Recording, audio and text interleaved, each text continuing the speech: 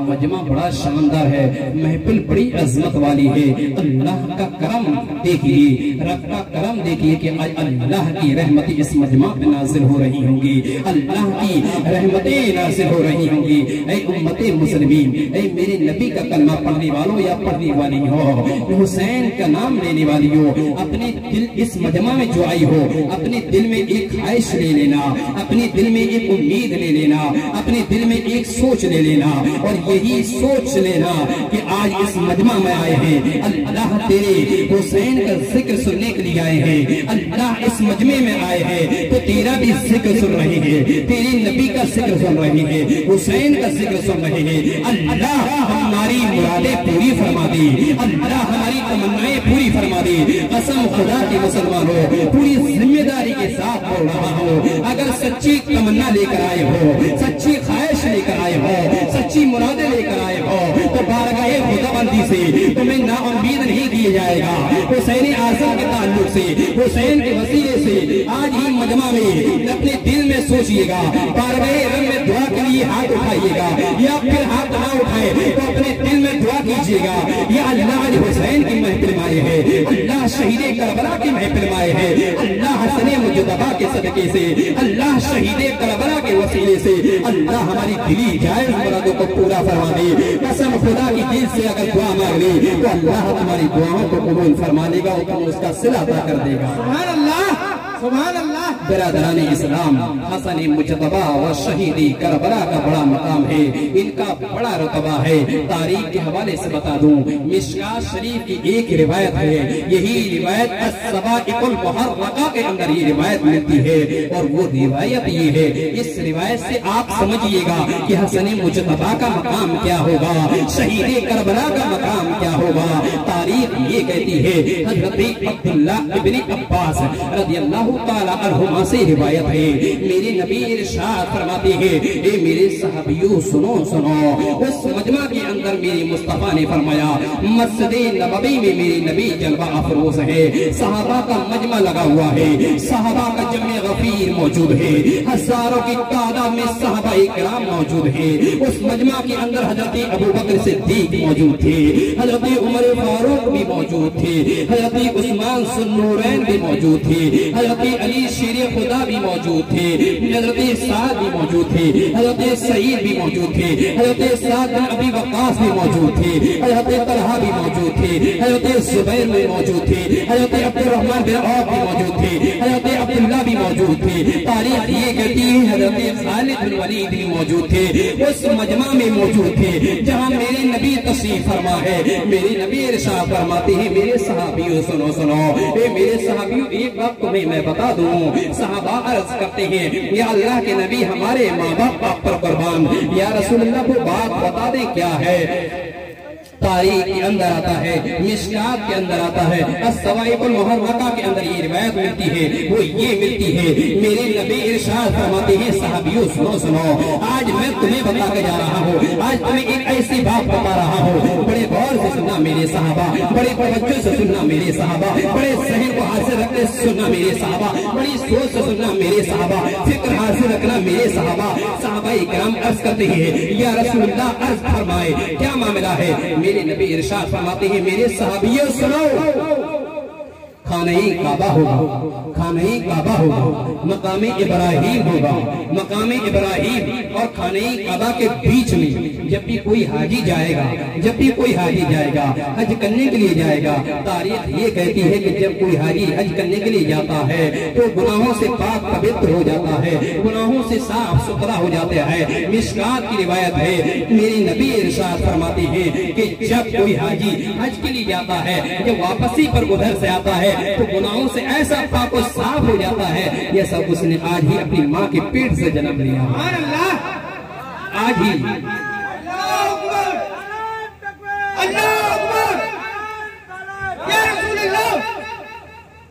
आज ही उसने अपनी माँ के पेट से जन्म लिया हो। मेरे सहाबियों, हज करने से तमाम गुनाह माफ हो जाती है, लेकिन मेरे सहाबियों सुनो, 4 गुना ऐसे हैं, 4 गुना ऐसे हैं कि हज करने से भी माफ नहीं होते। अल्लाह अकबर, ये 4 गुना ऐसे थे।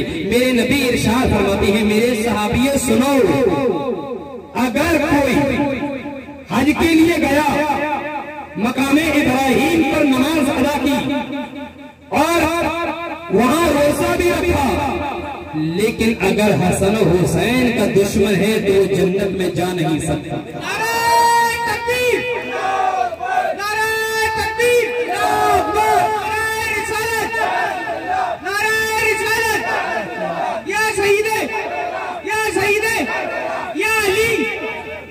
ऐसे सुनने तो बड़ा मजा आ रहा बोलने में, बस इसी तरीके से सुनते रहिएगा और अच्छा लगेगा। अभी करबला का वाक़या शुरू करते हैं।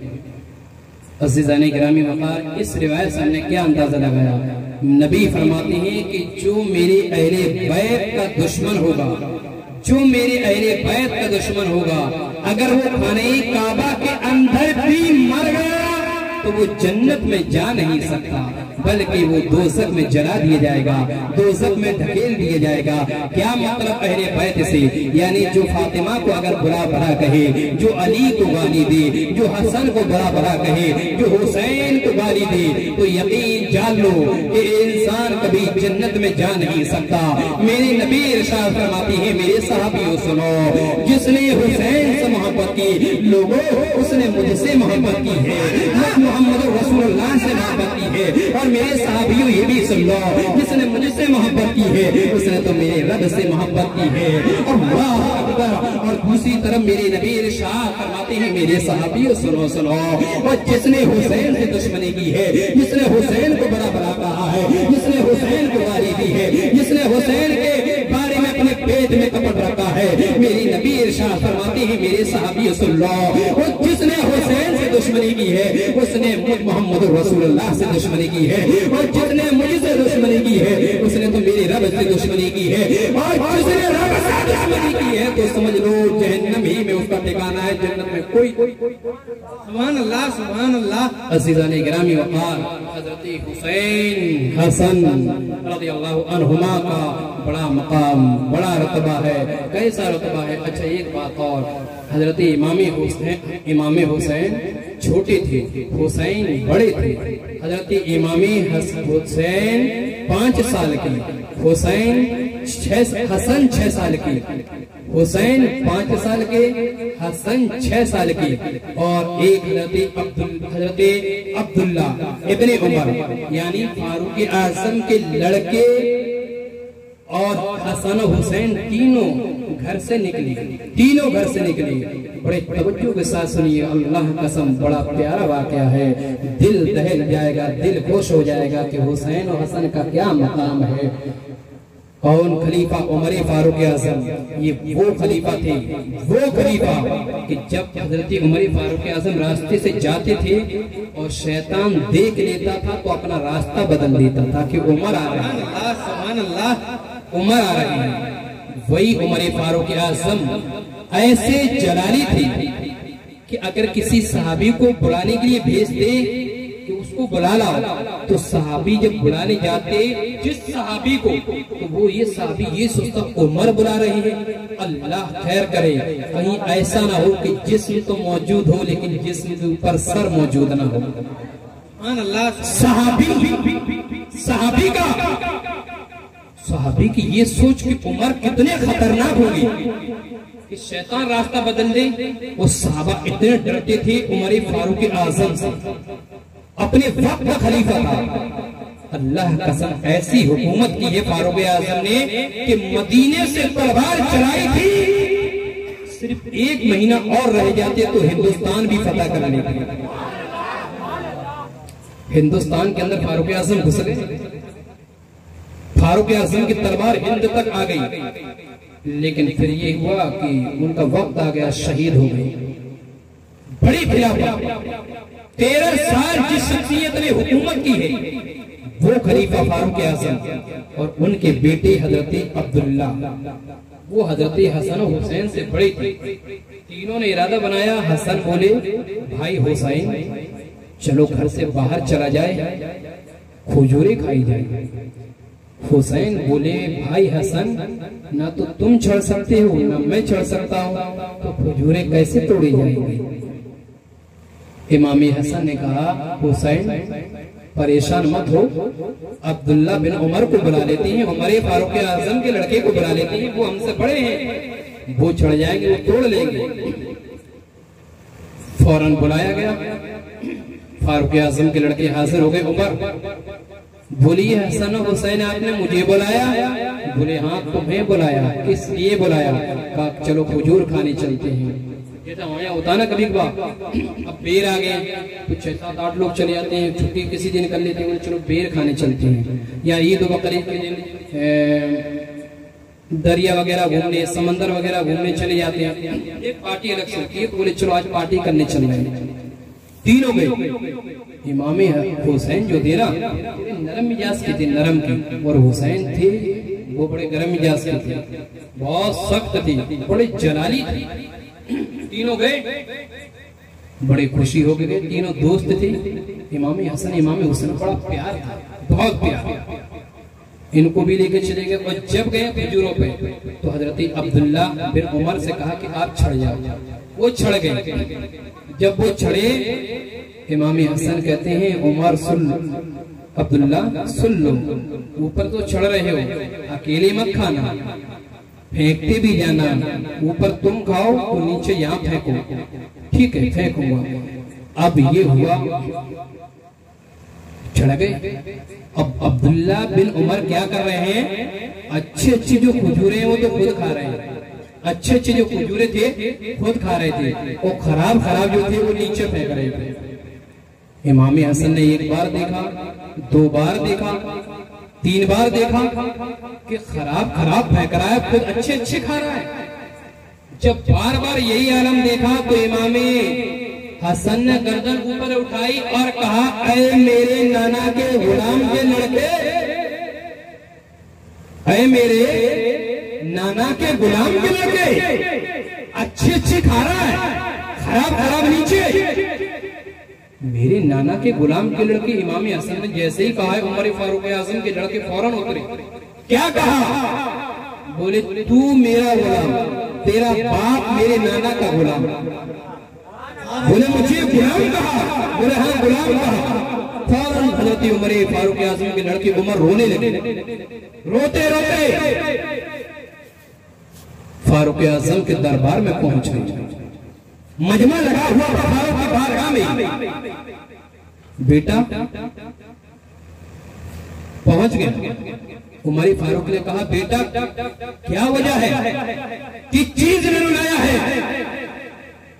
मक्के के अंदर कौन ऐसी माँ है जिसने ऐसा बच्चा जना है कि उमर फारूक आजम के लड़के को रुला सके? किसकी हिम्मत है जो तुम्हें रुलाने की जरूरत की उसने? किसकी हिम्मत है जो तुम्हें बड़ा भरा कहा है? उमर फारूक आजम के लड़के रोते रोते बोलते हैं अब्बा ऐसा कुछ नहीं है। बोले बेटा फिर रो क्यों रहे हो?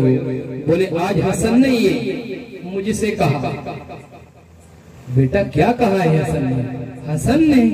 फारूक आजम के हसन ने? बोले हाँ अब्बा। फौरन ताजीम के लिए फारूक आजम खड़े हो गए। सिर्फ नाम सुना खड़े हो गए। बेटा इस नाम को जरा अदब से लो, ये मेरे नबी का नवासा है।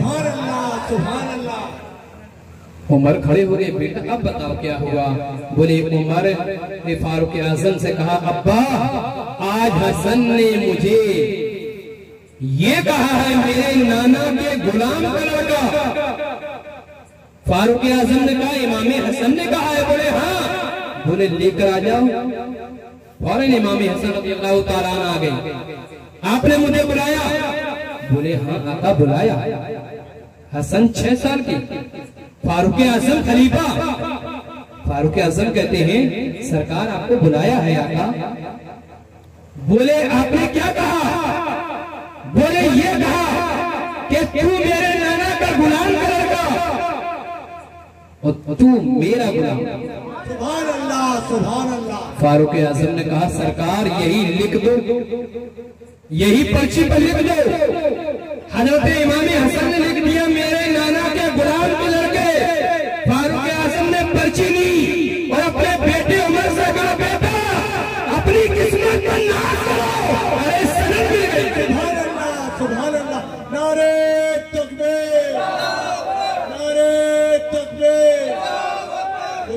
का दामन, अली का दामन, नबी का दामन।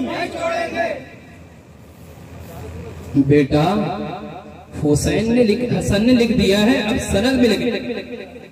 पहले शक था कि वाकई नाना के गुलाम अभी एकदम परफेक्ट हो चुका है, एकदम फिक्स हो चुका है। बेटा अब तो ना तो तुम्हें कोई जन्नत से रोक सकता है, ना हमारे को कोई जन्नत। सुभान अल्लाह। फौरन फारूक आजम के लड़के खामोश हो गए कि अब्बा का ये हाल है तो हमारा क्या है। ये थी हसन और हुसैन, इनका मकाम क्या है। एक वाकया फिर करबला की तरफ बढ़ते हुए चले जाएंगे, शॉर्टकट में बयान करेंगे, वक्त काफी हो रहा है। हजरत इमाम हसन और हुसैन रसूल की बारगाह में बड़ी मकबूल थी। दोनों शहजादे आते थे, एक शहजादा रसूल की इस जानू पर बैठ जाता था तो दूसरा शहजादा इस जानू पर बैठ जाता था। दोनों शहजादे सुबह से आते थे, नाना की गोद में खेला करते थे, नाना उन्हें प्यार किया करते थे, उनके बोसे लिया करते थे। लेकिन एक दिन ऐसा आया, एक वक्त ऐसा आया, हज़रत इमाम हसन रज़ियल्लाहु ताला अन्हु नबी करीम सल्लल्लाहु अलैहि वसल्लम की तरफ सफर करना शुरू कर देती है। इस सफर से पहले एक सहाबी रसूल की बारगाह में आते हैं। आने के बाद एक हिरनी का बच्चा पेश करते हैं, हिरनी का बच्चा पेश करती है। या रसूलल्लाह मैं गरीब हूँ, मेरे पास कुछ नहीं है, मेरे पास मालो दौलत नहीं है जिसे आपकी बारगाह में पेश कर सकूं। एक हिरनी का बच्चा है, या रसूलल्लाह इसे कबूल फरमा ले। मेरे नबी ने फरमाया सहाबी ये बताओ ये बच्चा कहाँ से लेकर आए हो। कहा या रसूलल्लाह आप घर से निकला था, सोचा आपकी जियारत कर लो, आपसे मुलाकात कर लो। रास्ते में आ रहा था, बच्चा बैठा हुआ था तो उस बच्चे को लेकर आ गया। या रसूलल्लाह इसे कबूल फरमा ले। मेरे नबी ने कबूल फरमा लिया और कबूल फरमाने के बाद हिरनी के बच्चे को अपने बगल में बिठा लिया। अल्लाह अकबर, कसम खुदा की मुसलमानों, उस हिरनी के बच्चे की बड़ी किस्मत निराली थी कि आमिना के लाल के बगल में वो बच्चा बैठा है, खुदा के हबीब की बारगाह में वो बच्चा बैठा है, हसन हुसैन की नाना की गोद में वो बच्चा बैठा है। उसकी किस्मत कितनी निराली होगी, वो बच्चा कितना अजमत वाला होगा कि जो नबी की गोद में बैठा है। तारीख ये कहती है थोड़ी देर के बाद हजरत इमाम हसन आ जाते हैं और बच्चे को देखते हैं। कहा नाना ये क्या है। कहा बेटा ये हिरनी का बच्चा है। और उसके बाद हम इमाम हसन कहते हैं नाना ये बच्चा बड़ा खूबसूरत है, ये बच्चा बड़ा हसीन और जमील है। लग रहा वाकया किसी को अच्छा नहीं लग रहा है, मजमा तो खाली हो गया जी। इधर उधर चले गए। देखो आप चले जाओगे तो फिर वाकया यहीं छोड़ देंगे। वाकया के बाद फिर करबला की रोशनी फिर वहाँ शमसा साहब बयान करेंगे। अगर तमाम लोग बैठ गए तो ही बयान करूंगा, है ना, और नहीं बैठे तो फिर हजरत बयान करेंगे। अल्लाह अकबर। तो इमामी हसन कहते हैं नाना ये बच्चा मुझे बड़ा हसीन और जमील लग रहा है, बच्चा बड़ा खूबसूरत महसूस होता है। नाना ये बच्चा मुझे दे दो। तारीख ये कहती है मेरी नबी इरशाद फरमाते हैं हसन तुम्हें अच्छा लग रहा है। बोले हाँ नाना। इमाम हसन को बच्चा रसूल कायनात दे देती है। देने के बाद इमाम हसन वो बच्चा लेती हैं, उसे खिलाती हैं, खिलाने के बाद अपने घर ले जाती हैं और घर पर बच्चे को खिला रहे हैं। इन्हीं की बच्चे की किस्मत निराली थी कि आज हसन मुजतबा खिला रहे हैं, नबी के नवासे खिला रहे हैं। थोड़ी देर क्या गुजरी है, इमाम हुसैन भी घर आ जाती है। और जब इमाम हुसैन ने हिरनी के बच्चे को देखा तो पूछा भाई हसन ये क्या है। कहा हिरनी का बच्चा है। अरे बड़ा खूबसूरत लग रहा है, किसने दिया है। कहा नाना ने दिया है।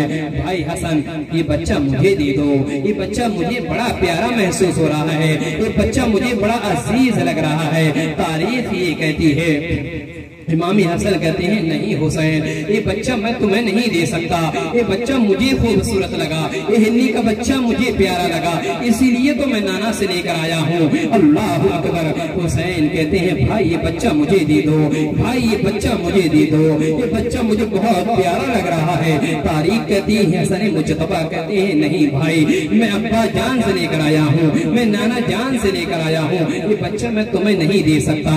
तारीख ये कहती है हजरत इमाम हुसैन कहती है बच्चा दे दो, इमाम हसन कहते हैं बच्चा लेना है तो जाओ नाना के पास चले जाओ, वहाँ से बच्चा ले लो। मैं भी नाना की बारगाह से लेकर आया हूँ, रसूल कायनात की बारगाह से लेकर आया हूँ। तारीख ये कहती है इमाम हसन का जुमला सुनो, इमाम हुसैन कहते हैं भाई बच्चा दो या नहीं, हसन मुजतबा कहते हैं नहीं, हुसैन कहते हैं दे दो। हसन कहते हैं बच्चा तुम्हें नहीं दे सकता, बच्चा मुझे बड़ा प्यारा है। हुसैन कहते हैं तो सुनो भाई, ये हुसैन भी जिद करके जा रहा है कि जब तक हिरनी का बच्चा ये हुसैन नाना की बारगाह से नहीं जाएगा, हुसैन अपने घर को मुंह नहीं दिखाएगा, हुसैन घर वापस नहीं होगा।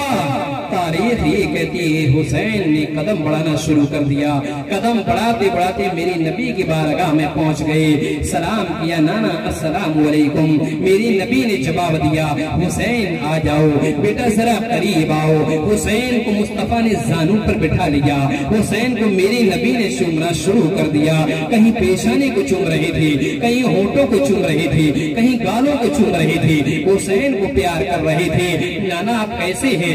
मैं अच्छा हूँ बेटा। हुसैन तुम कैसे हो? नाना मैं भी अच्छा हूँ। नाना जरा ये बताओ हसन को बच्चा किसने दिया है? कहा बेटा मैंने ही दिया है।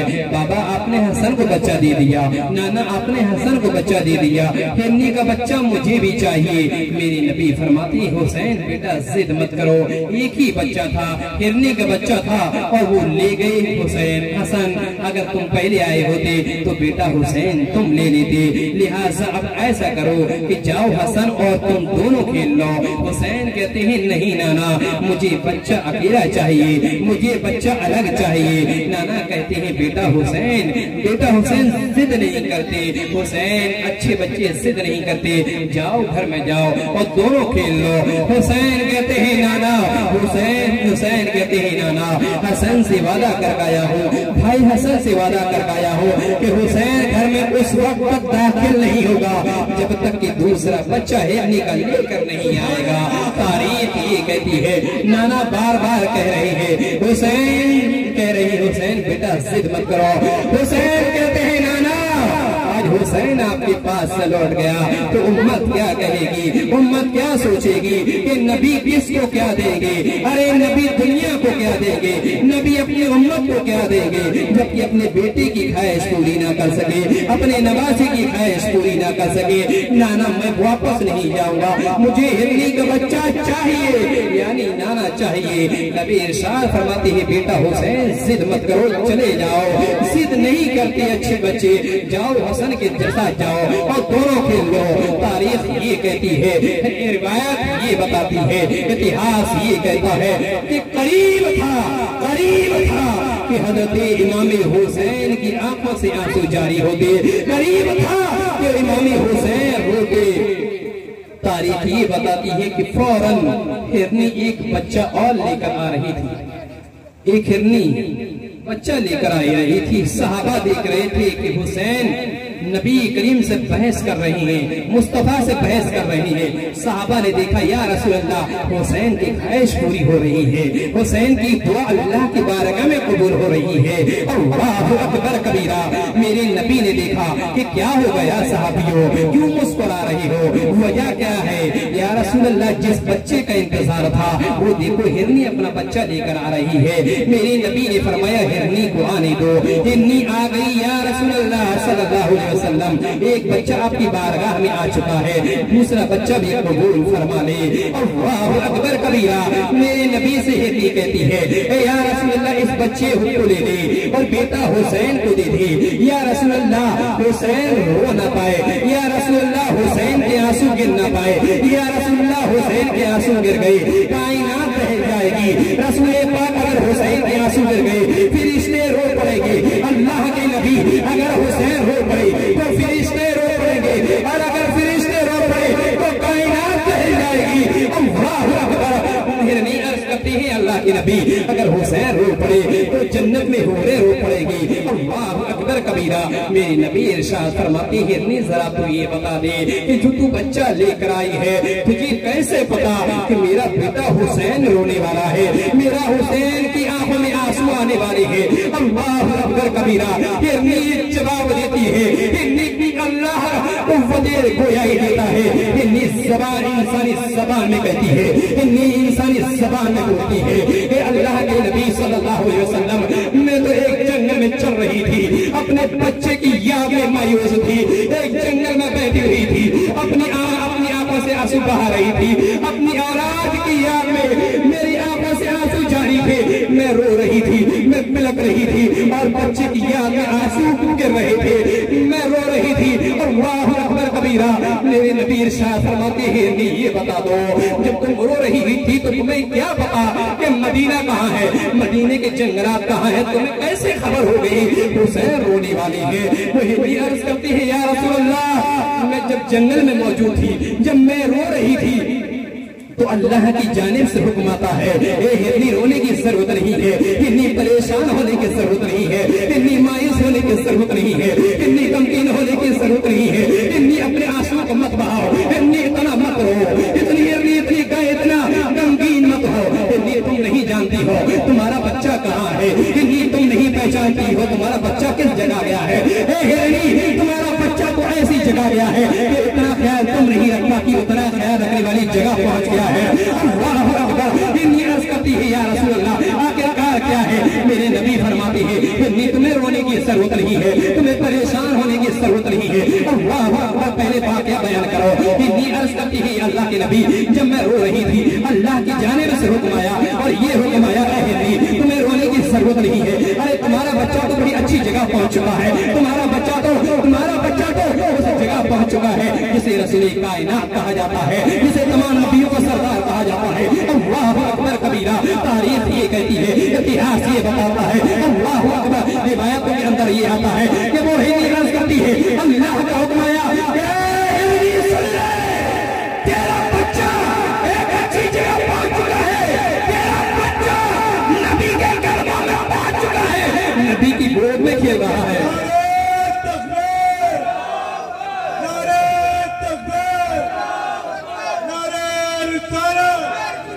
हुसैन का दामन, हुसैन का दामन, नबी का दामन, नबी का दामन।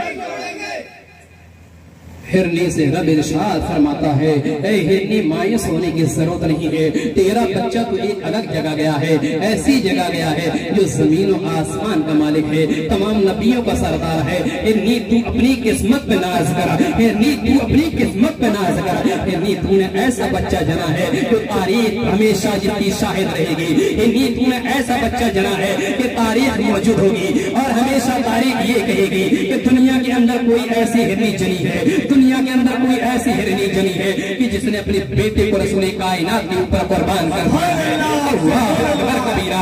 अब वो हिरनी कहती है या रसूल अल्लाह अल्लाह का हुक्म आता है ए हिरनी तेरा एक बच्चा रसूल कायनात की बारगाह पहुंच चुका है। ए हिरनी अब तू ऐसा कर, क्या तुझे नहीं मालूम मेरा नबी के दरबार में हुसैन पहुंच चुके हैं, हुसैन 5 साल का बच्चा है। ए हिरनी तू जितने आंसू बहा रही है आंसू को पोंछ ले, तू तो अपनी किस्मत पे नाज कर। हिरनी हुसैन की आंखों से आंसू गिरने वाले हैं, जा तुम मदीने पहुंच जा, मुस्तफा के दरबार में हाजिर हो जा, मेरे नबी पे कुर्बान हो जा, अपने बच्चे को नबी के कदमों में कुर्बान कर दे, नबी की बारगाह में अपने बच्चे को पेश कर दे, नबी की बारगाह में पेश कर दे और ये कह दे या रसूल अल्लाह हुसैन की आंखों से आंसू ना गिरने पाए, रब इसको पसंद नहीं फरमाएगा, या रसूल अल्लाह इस बच्चे को हुसैन को दे दे।